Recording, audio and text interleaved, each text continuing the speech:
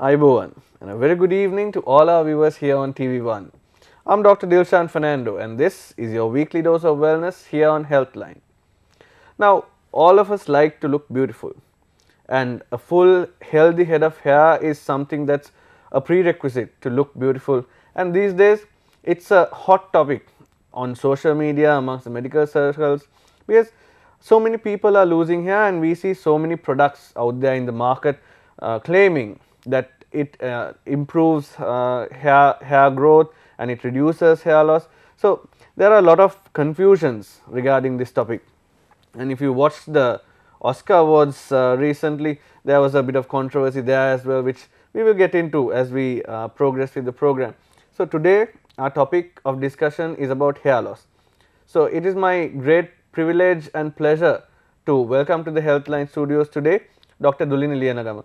She is a consultant dermatologist and we will be talking about hair loss. So, very good evening to you, Dr. Duli. Good evening, Dilshan. It's lovely being here. Thank you for inviting me. It's a pleasure to have you. So, first and foremost, as I said, hair loss, it's a very widely discussed topic. So, getting into the topic straight away, what is hair loss? Well, Dilshan, as you said, it's a very common topic these days, and this is one of the commonest complaints we get in our clinics. So, even though the patient comes for some other problem, they used to say, oh doctor, look at my hair, I lose my hair every day, so give me a vitamin or something like that. So, I think this fear is understandable because we all lose our hair in a daily basis. So, but most of the patients tell us is, doctor, when I wake up, I see lots of hairs on my pillow, or when I go to the washroom or when I have a bath, my floor is full of my hairs, or when I comb, lot of hairs on my comb. So, is this really hair loss? Actually, most of the times this is not hair lost. Most of the time this is just hair shedding. So, before going into hair loss, let's discuss about hair shedding. So, hair shedding happens to all of us. It's something natural. It's a normal physiological phenomenon.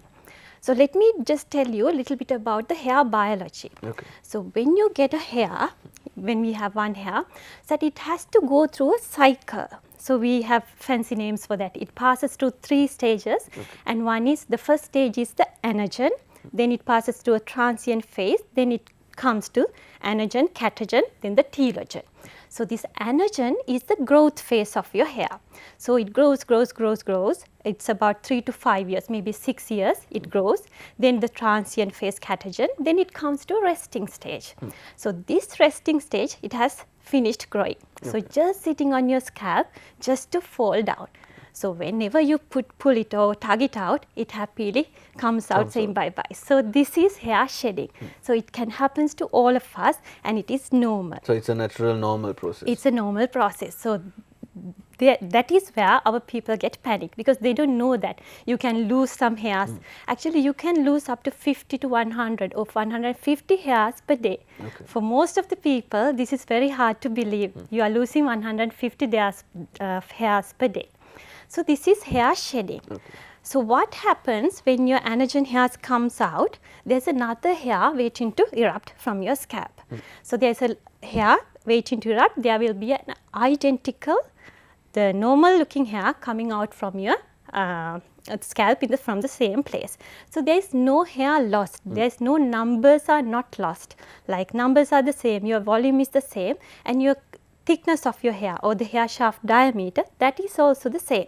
So, there is no volume loss, no loss to your hair quality. So, this is about the hair shedding. This is hair shedding. Okay. So, in hair shedding, you don't have any number of hairs remains almost same, and the quality of the hair thickness remains the same. So, that is normal physiological phenomena. You don't really have to worry. But sometimes we are confused, we don't know what to do, like you lose your hair, but you don't know what to do. So, in that case, if you think you are losing too much hair, if your volume is reducing and if your hairs are getting thinned out, best thing is to go to a doctor.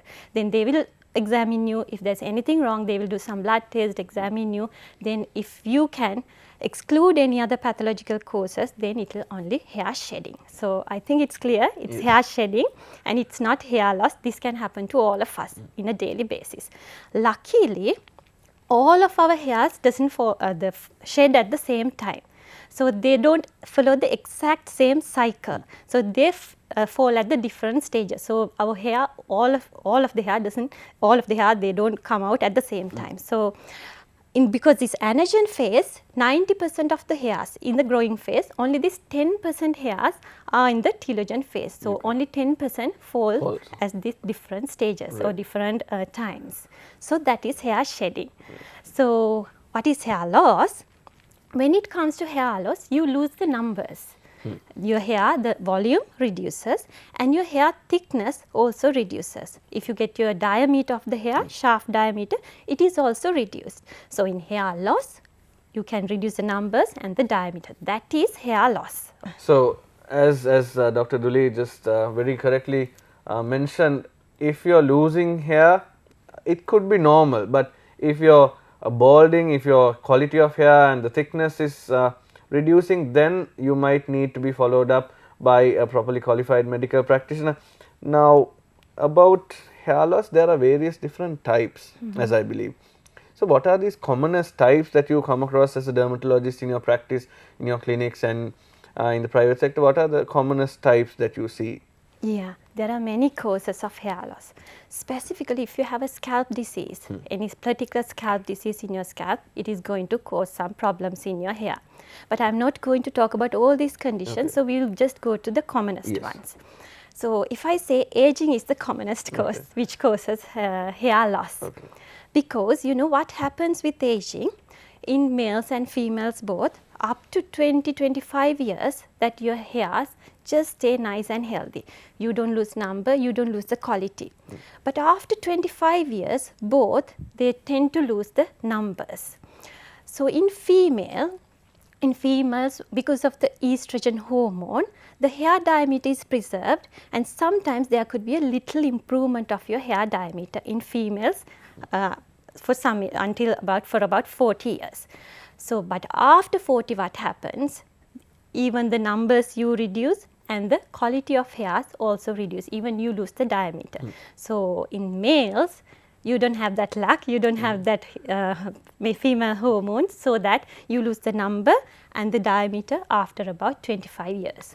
So, Dishan, after about 40, the female lose their numbers and they lose their thickness. So we find that lot of women coming and telling us, "Oh doctor, in 40s and 50s, oh doctor, I am losing my hair. I used to have this wonderful hair when I was young, but look at my hair now."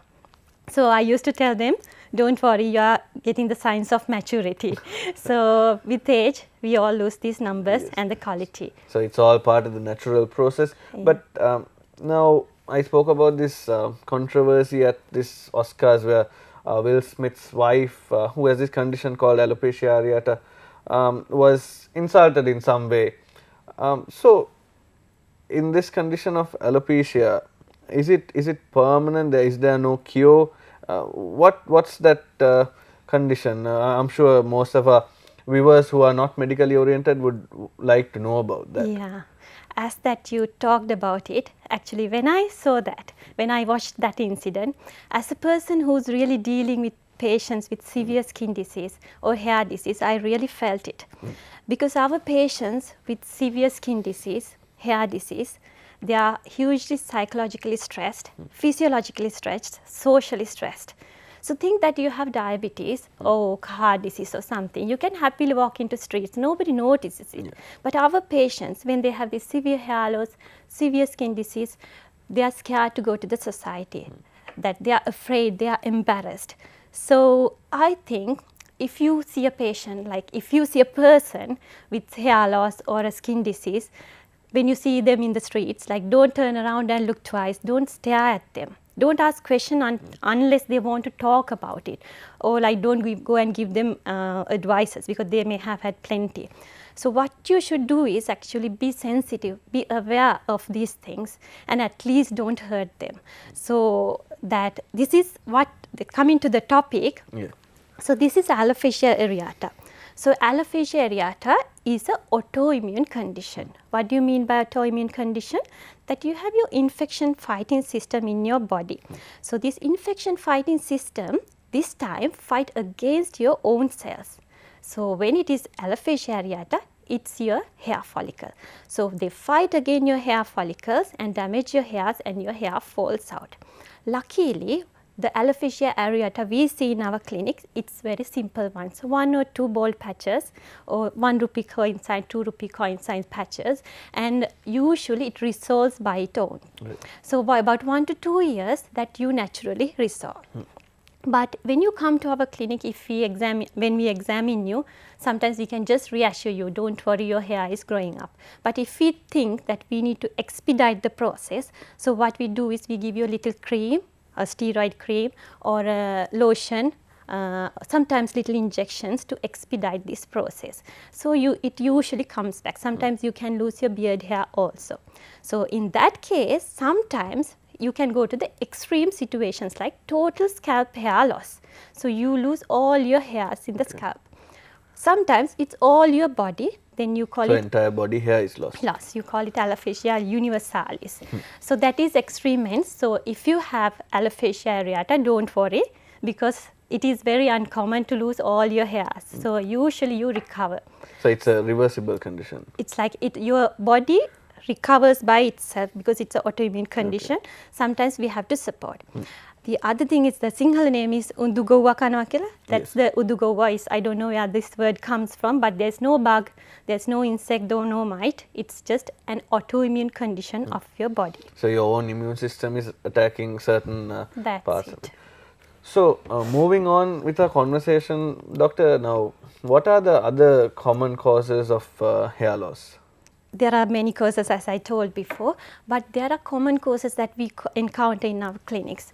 So, now I am going to talk about the causes that cause diffuse hair loss, like you lose you lose from all of your scalp, not the patchy ones, okay, not in a certain pattern. So, that most common causes we call non-inflammatory causes of diffuse hair loss. The most common causes are like your nutritional factors. When you talk about nutrition, there are many nutritional factors involved, but commonly encountered are iron and vitamin D. So, iron is important to your hair growth. So, when there is iron deficiency, you can lose your hair. Especially young girls with heavy menstrual period, they can come with iron deficiency and they may complain about hair loss. So, the other thing is vitamin D. There is good solid evidence that vitamin D is involved in your hair growth. So, if you are deficient in vitamin D, again it could cause hair loss. Even the people in our countries like tropical countries, even though we have lot of sunlight, good proportion of our people are vitamin D deficient because we don't like to go out in the sun and get yes. So that we sometimes it could be vitamin deficiency even in countries like ours. If you are in countries with seasons, especially in the winter season, that is, sometimes it is indicated to give you vitamin D supplementation because they don't get sun, because vitamin D mainly synthesized from your skin when you are exposed to sun. So, those are the main two factors, but there are other micronutrients also come into play. So, if you go to your doctor, if you think there's a lot of hair fall, that I think that it's suitable to do 2 blood tests, that is this iron, not 2 blood tests, this iron levels or this ferritin level. We usually do the ferritin levels to get an idea about your hair loss. So, that if you are deficient, we can replace your iron. Right. So, that is your nutritional factors. So, when you talk about nutritional factors, the best way to have those nutrients are healthy diet, nutritious diet. Okay, so now we will go into another topic like what are the other common causes? It's a hormonal causes. The thyroid hormone, even it could be underactivity, it could be overactivity of your thyroid hormone. Okay. It can cause hair loss. So, nutritional, hormonal. The other thing is trauma. If you pull your hair too much, if you tug it too tightly, it can cause some damage to your hair. With regards to today's day and age, these hair irons, the hair dryers, all that is very common. So, and usually they use it on their hair with after a shower with wet hair. So, what happens there? Is there some damage which is caused to the hair in that aspect? Of course, Dilshan, because when you talk about trauma, it could be the physical trauma or it could be the traumas like heat. So especially when you put these hot irons on your wet hair, that it can cause bubbles inside your hairs. So we call it bubble hair syndrome, because when you have the bubbles inside your shaft, it is fragile, it can easily break off, so that it is kinked, so that it can lead to lose your hair. So putting these hair irons, curlers or other techniques like perming, relaxation, straightening, all these things causes too much heat to your hair. So you should avoid this too much heat to your hair. The other thing is the chemicals that you use in these the grooming techniques, grooming methods, they also can damage the proteins in your hair. So when the proteins are damaged, you can the damage from the heat is also more. So avoidance of much heat, avoidance of chemicals is something that you should do. So the other thing is, usually there's a temperature that your hairs can hold on. So usually our hair dryers, it can go up to 150, but your hair dryer is faulty, it can go up to 300. So this can damage your hair. So what's the ideal temperature that you should set your hair dryer? Ideally, I believe not to use a hair dryer would be the best, but if you are using it regularly, how would you recommend it? I think using the hair dryer far away from you, or even getting natural hair drying, that is the best thing. Yes. Now, talking about the causes for hair loss, does genetics play a role in this process? Of course, Dilshan. Before go to genetics, yes, there's another main cause that we have to talk about. That is stress. Okay. Be it physiological stress or it could be psychological stress. So I was talking to you about telogen phase of hair. Yeah. So I told you that in a given time, it's only 10% of your hairs in the telogen. But when you have a psychological or physiological stress, that your scalp hairs can be put towards having more telogen. It can go up to 30% of your hair. So think that you lost someone of your family members, you were hospitalized, you got COVID or dengue, you went on an operation. So that all these stresses can affect your hair. So we call it telogen effluvium. Usually after about 3 months of this stressful event, you lose your hair. So after about 3 months having those things, patients come and tell, doctor, I have this excess hair fall. What could be the cause? So when we dig into the history, they have had some physiological or psychological stress, which we call telogen effluvium.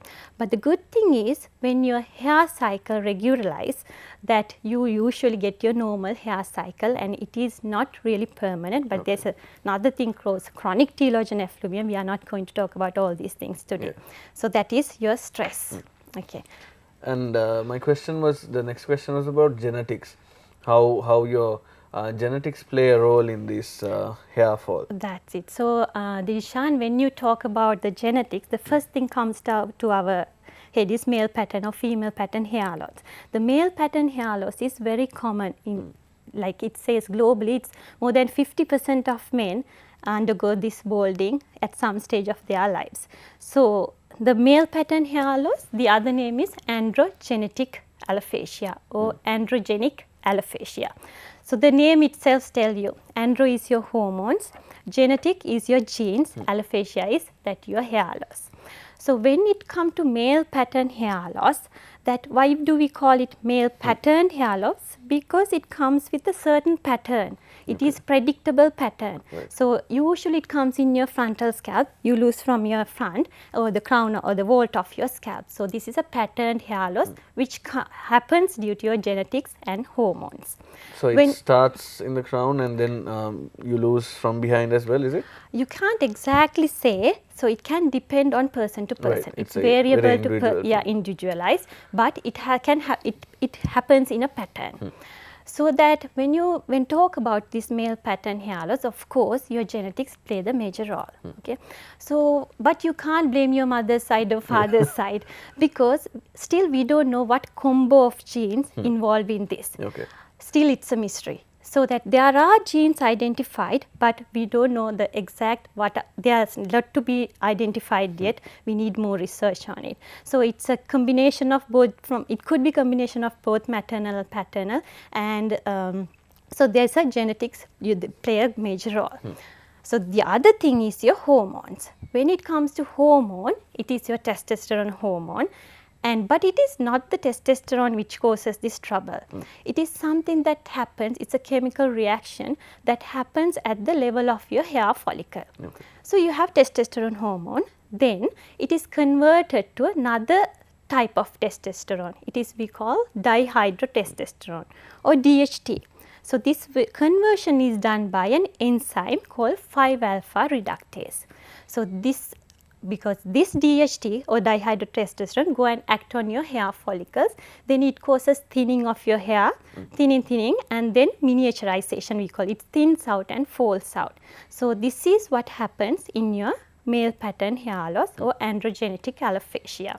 So, there are lots of myths about it, because people think though people who have more testosterone hormone, they are more prone to get balding. It is not that you have more testosterone that you have balding, it is the enzyme activities that plays a role. Right. So, usually the back of the scalp, the hairs are usually not very sensitive to these enzymes. So, most of the times your back of the hair, they are preserved. So, that is androgenetic alopecia. Right. So, when you talk about male pattern baldness, there are various treatment methods that we look at. Now, we have heard of this drug called Minoxidil. So, does it really work? What is Minoxidil? And because we see it being given over the counter sometimes at certain pharmacies without a prescription even, and even non-medical beauty clinics and all that prescribe Minoxidil. So, what is Minoxidil and does it really work? What's the action of Minoxidil? Okay. So, Minoxidil, yes, if somebody comes to us with any type of hair loss, it could be male pattern of hair loss also. So, first thing that we think of, especially in the male type of hair loss, male pattern hair loss, we give them Minoxidil. So, what is the action of Minoxidil? There are several mechanisms, but we really do not know how it actually acts on. It says that this Minoxidil lengthens the hair cycle anagen phase. So, your growth phase, it lengthens. So, then it says that it can increase your hair thickness also. So, Minoxidil initially it was given for high blood pressure. So, when you gave for high blood pressure, they observed that the patient were hirsute, like they were developing hairs, and bald means they were getting little hairs. So, they thought why not giving it as a topical treatment to your scalp and started giving topical Minoxidil. So, this Minoxidil, does it really work? It can work because it is a stimulator. It is a stimulator therapy where it goes and stimulates your hair follicles. So, if you have hair follicles or dormant hair follicles, when you apply it, it can stimulate your hairs and you will notice some hair growth. But what happens with Minoxidil actually, Dilshan, when we give it to patients, that they come and blame us, doctor, you gave me this drug, now my hair is falling more. Okay. So, what happens is in the first 1 to 2 months when you apply Minoxidil, you have more shedding. What happens is, I told you that some hairs are just sitting on your hair, on your scalp to fall down. So, when Minoxidil goes and push the hair down, which is waiting to erupt, so those hairs fall away. So, that you think that you lose more hair. So, we warn patients, don't worry, in the first few months, 1 to 2 months, you will lose some hair. So, actually get the effect of the Minoxidil, that you have to use it up to a good 4 to 6 months. Other than that, you can't say that it is not effective or it is not working on you. So, yes, you can use it as a stimulator.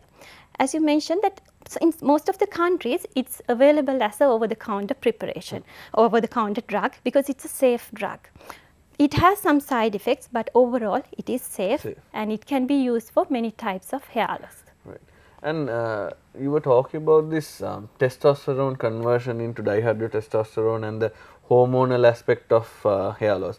Now, we see in certain males this drug called Finasteride. It's a very common drug. Anyone who's facing hair loss would have heard about this, and there are some controversies revolving this drug as well. So, if you can just give us an elaboration on what this drug is and what are the possible side effects, and if you can address these controversies a bit, I think it would benefit our viewers. Right. When it comes to Finasteride, male pattern hair loss, when it is said that when Finasteride was introduced to the market, it revolutionized the whole male pattern hair loss system, because this Finasteride addresses the root cause of your male pattern hair loss. So, I was telling you that there is a chemical conversion, testosterone to dihydrotestosterone. This is done by 5-alpha reductase. So, what is the action of Finasteride? It goes and blocks this 5-alpha reductase. So, you have low DHT in your system, so your hair loss is somewhat controlled. So, Finasteride, okay, somebody asks if can it grow your hair back? It may, but it is good at stabilizing your hair. So, when you talk about hair loss, male pattern hair loss, it is like a leaking bucket, you lose your hair. So, what we are trying to do is put put some seal on this leak. So, Finasteride helps to this, but it is not a permanent solution, that you have to, like, it doesn't you can't write, it is not a permanent cure, it is just a stabilization. When it comes to Finasteride also, it was given for some other causes initially. It's like prostate hyperplasia, prostate enlargement. So, they noticed some growth of hair in men. So, that gave it to people with bald hair, and but this dose is much less than the course for the treatment for the enlargement, for the prostate enlargement. They use a higher dosage, but we use it about at 1 milligram per daily dose. But so this is a very effective drug, and it is safe, relatively safe. As you said, it has some side effects, including loss of libido, impotence. But the good news is, when you stop the drug, they all reverse. It is does it happen in everyone who takes Finasteride? Do they have impotence and loss of libido? No, it's not. Like, it's a very few men. Like, it's a small number of men that develop these things. So, it's not all men who get Finasteride develop all these side effects, and it is reversible within few weeks to months. Right. And now, talking about treatment for hair loss these days, it's a very hot topic in the social media circles also, about this PRP, this treatment with PRP. So, I think our viewers would like to know, what is PRP and how does it promote hair growth? Right. So, again, PRP stands for platelet-rich plasma. Platelets are cells you have in your blood which helps in clotting. So, why platelet? Because these platelets are very rich in growth factors. So, we just take platelets and the plasma, and we inject it to joints, inject into your skin and scalp, tissue injuries. So, it because of these growth factors.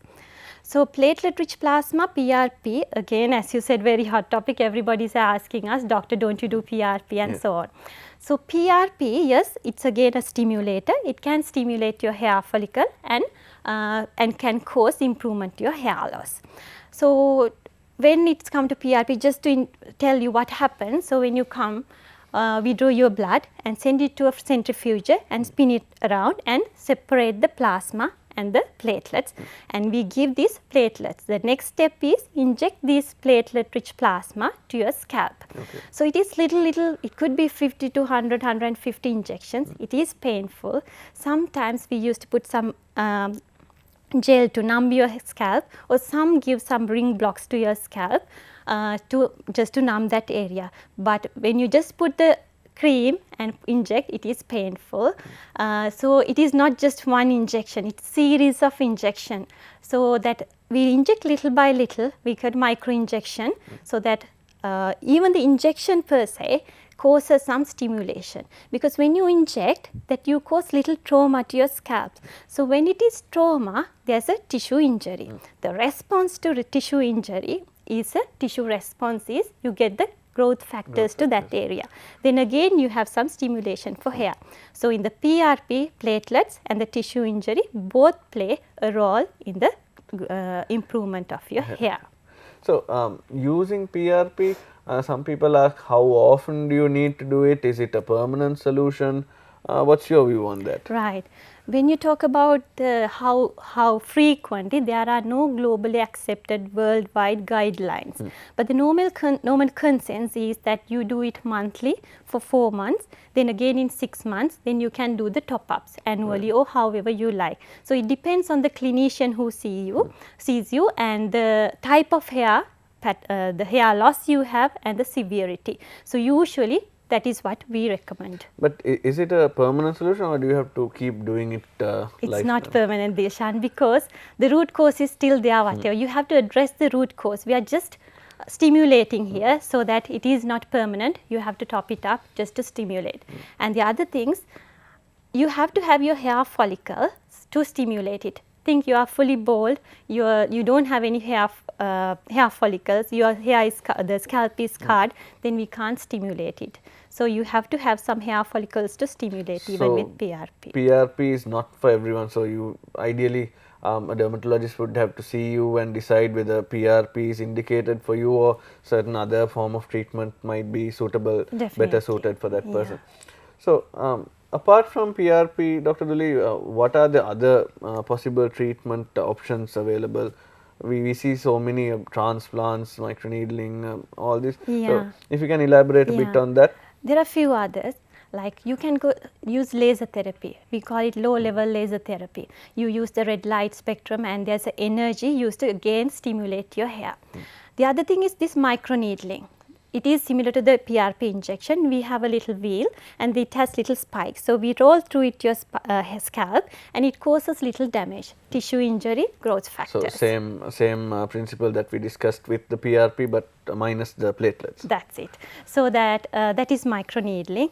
And the last resort I would be the hair transplant. So I don't think that everybody is suitable for that, but to add the numbers to your scalp, that most of the medical treatment, what we do is just to stabilize the patient. We can't really add on the numbers. If you are lucky, if the treatment really works, you may add few, but think that you are bald in your front, then we can't add numbers. So in the medical treatment, our aim is to actually stabilize. If a patient comes and tells us that, doctor, I don't lose much hair now, my hair is not getting much thinner, so it's the time to celebrate for us and high five the patient. But if you want to really add, if you want to fill that gap, the transplant will help you. Not that everybody is getting the desirable effect, but it can be helpful. Right. Now, when we were talking about factors for hair loss, you were mentioning about these nutrients, about vitamin D and all that. So we see in the market and all these beauticians recommend vitamin E. So does it actually have a role in promoting hair growth, and is it okay to take vitamin E in the long term? What's your opinion on that?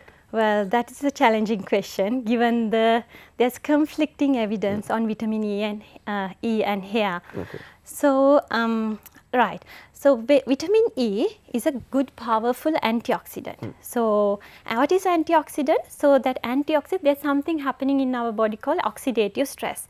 When there's an oxidative stress, there are free radicals produced. So this antioxidant fight against these free radicals, or the antioxidants are the armament of this defensive system for your free radicals. So this antioxidant effect of vitamin E is a good antioxidant, so that it may play a role on your hair growth, hair improvement. Right.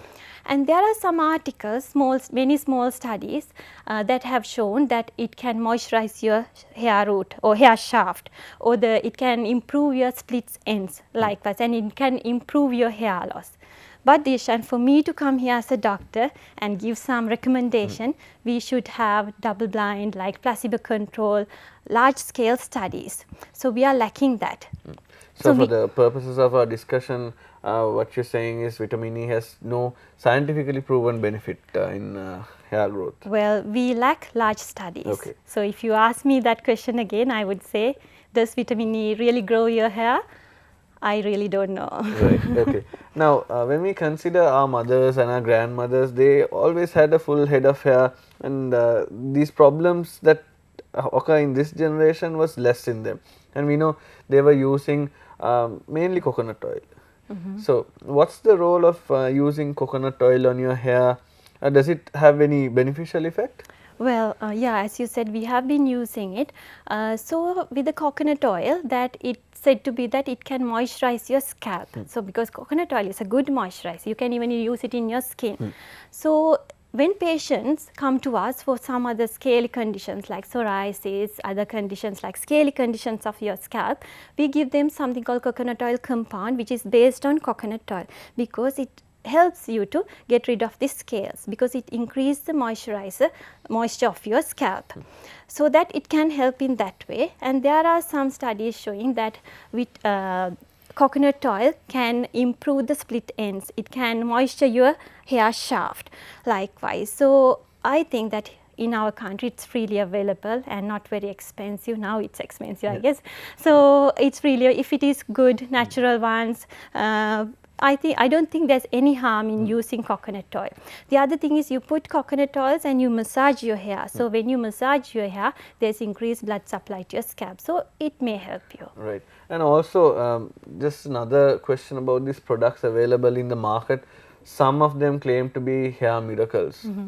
So many creams, ointments, lotions. Is it really actually safe, because we are applying it on our scalp? So, without a recommendation by a dermatologist or a properly qualified doctor, is it safe to use these on your scalp? Well, the hair loss industry, the hair market, is a multi-billion-dollar industry. So there are thousands and thousands products in the market. So you got to be careful, because the cost of these products nowhere resembles or reflect the effectiveness. So if you have to cost your an arm or leg, think twice before you buy it. So I don't think there are miracle drugs or magic wands that you can cure hair loss. So you really have to be careful when choosing them. Yeah, that's very important message to our viewers. When you choose something that you need to apply on yourself, on your skin, on your scalp, be very careful what the active ingredients in those are, what the side effect profile. So always good to get an opinion from a qualified medical practitioner before you use these products. Just one more question before we wind up, Dr. Duli. There was a argument in society, opinion that smoking has effect with hair loss. And as a dermatologist, do you think there's a direct effect, and if so, how does it work? Yeah, we all know that smoking is hazardous, like it can affect all your system. So when you talk about smoking, that I was talking about oxidative stress when talking about antioxidants. So this smoking causes oxidative stress. So this oxidative stress can go and damage your hair follicles. Not only that, because this oxidative stress can cause free radicals and it can damage your hair follicles. So other than that, we all know that smoking, the tobacco smoke, that particles that they damage your blood vessels. So the microvasculature or your small blood vessels in your scalp, they are affected by cigarette smoking. So it can lower the blood supply to your scalp. Then again you have that toxic particles which can damage your hair follicles. So there are multiple ways that you can damage your hair by smoking. So whenever a patient comes to us, that when we want to start treatment, what we say is you have to think of quit smoking. So yes, if you really are concerned about, you will benefit from quitting smoking. Yes. So with the time constraints that we have, we are coming towards the end of this program. I believe you, our viewers, benefited greatly from this topic, because it's becoming very common, especially in current generations as opposed to the previous ones. And we discussed about various different treatment methods, about oral drugs, about topical applications, PRP, microneedling. So many options are available for you, but always get these options after discussing with a properly qualified medical practitioner. It was indeed a great pleasure, Dr. Duli, to have you here. But before we wind up, do you have a take home message for our viewers, especially with regards to this health of hair and how to go about your daily lifestyle while protecting your hair? Yeah, talking to that, also I would like to tell my viewers that, like, you have hair loss, think that you have hair loss, and I have done my best and you have done your best. So now we have come to a conclusion that we can't prevent your hair loss, think that you have male pattern hair loss. In that case, there are few things that I tell to my patient. So I have done my best, you have done your best, now we can't change it. Okay, so we can't change your balding, we can't change your hair loss, but there are things that we can change. Okay, we can't change your balding, we can't change your height, but we can change your weight. So go and work on your physique, have a good, strong, fit, healthy body. It may be more attractive. So rather than letting patients to run behind a mirage and get exhausted, I think it's our duty to engineer them to understand the reality. So what I tell my patients are that be the best bald dad, be the best bald son, or look at Vin Diesel, he's bald, one of the highest paid actors, and look at Jeff Bezos, that he's one of the richest men. So I don't think your skin or hair should be a barrier to chase your dreams. If you can't change it, just embrace it. So after all, if you want to have a good hair or skin, what you have to do is have a good healthy system in you, because all your systems have to blossom up in a healthy way to radiate out from your skin or hair. So have a good healthy lifestyle, stop smoking if you can, and good nutrients, exercise and relaxation, and a good sleep. So have a good healthy life, then you will have your healthy skin and hair. Definitely. So that's very valuable advice coming from Dr. Duli. So hair loss may be controllable to a certain extent, but if you've tried your best and if your doctor has tried your best and if you still can't control it, then embrace it. So with that advice, I would like to take your leave. Thank you very much, Dr. Duli, for being here today and advising our viewers and having this in-depth conversation. Thank you, Dilshan. So with that, I wind up from this episode of Healthline. Until I meet you again next week with your weekly dose of wellness, this is me, Dr. Dilshan Fernando, wishing all our viewers Ayubowan.